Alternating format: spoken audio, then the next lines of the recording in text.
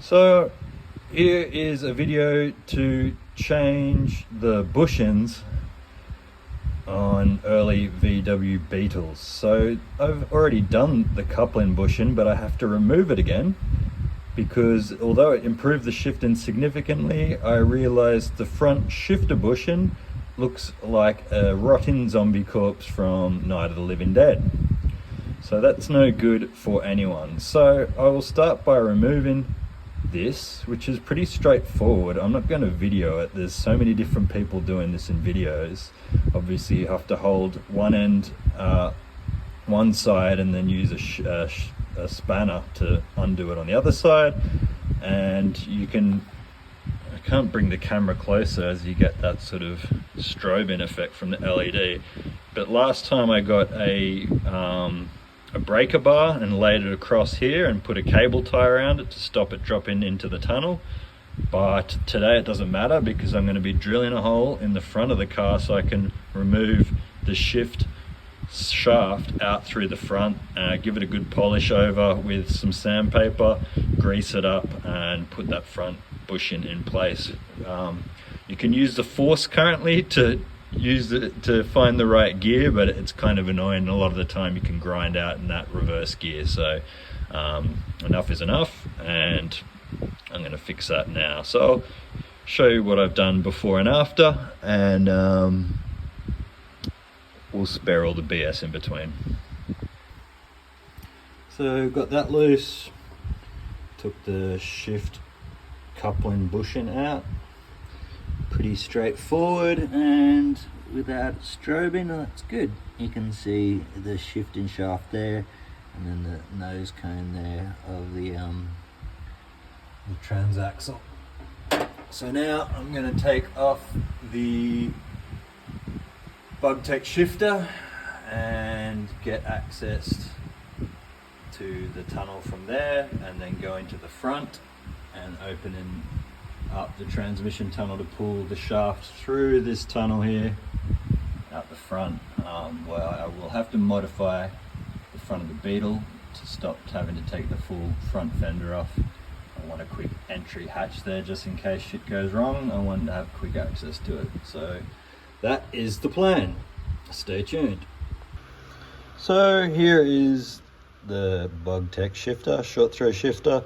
As you can see, they've it came with this small Allen key, or this modified Allen key, because it's obviously a tight space to work in. We have to loosen these two threads up and then we can just pull the fixture off, and that will bring us to the front of the shift shaft, the shift shaft, and I'll try and show you with the camera how absolutely shocking it looks. The bushing looks it is in there at the moment. So like I said, I'll spare you me fumbling around with this Allen key and I'll show you in a sec. So as you can see, that is quite a greasy shaft. Said the None to the Sailor. That is the bushing that I'm replacing. I mean, look at that, that's Night of the Living Dead. It is not shifting too well anymore, so I'm going to rip that one out, replace it, and hopefully that improves my shifting. Sorry for my shaking hands. And there's definitely no ring that I can see around that. Maybe there is, I just can't see it from this angle.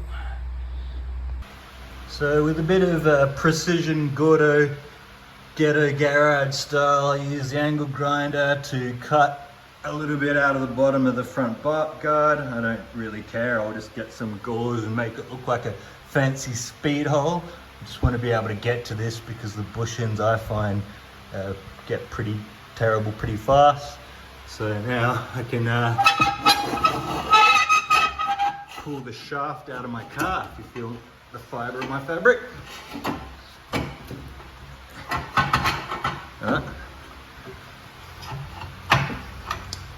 You get the point. So I got the pole out the shifter and put some wet dry over it. Didn't usually make it get a spit shine in there, but I didn't really bother.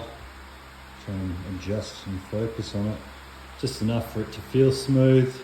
So when I put grease on it, it'll be able to go easier through the hole. Now, I think also everybody's had sort of a different method like this online. I've seen, excuse my filthy workshop state, I'm gonna get something like this and feed the shifting pole right back through. It might make it easier.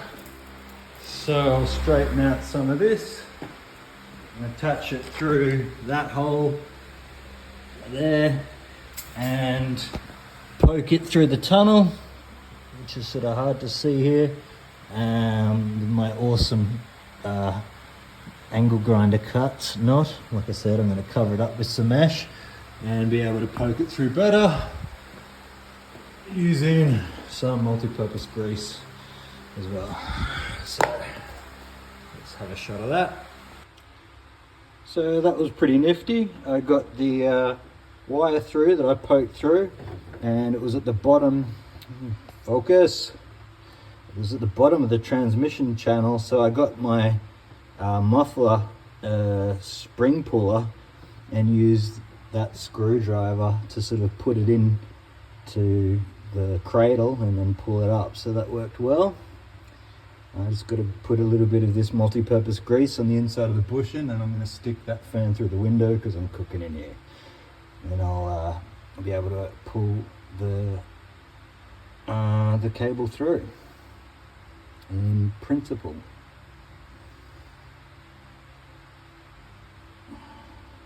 So the wire method worked well. Obviously it's a bit bent now, but I sort of pulled it through to make sure that in the tunnel, excuse me, as you can see, that the shaft would come through in the right direction. So that's cool. So now I have to start lubing up the shaft and sticking it through that bushing and reconnecting it all, and I'll be done. Thank goodness for that. So that worked gangbusters. Greased up the shifting tube right with the multi-purpose grease, and pushed it right back up there, and there's my cable. Not that I really needed it. My wire to pull it through, obviously, because it's it got pushed all the way up.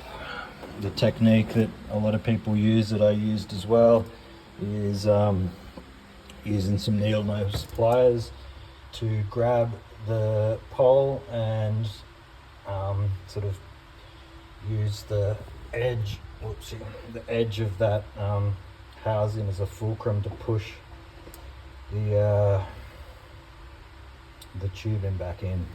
So that's cool. I'll just bolt everything up and then see if it makes a difference.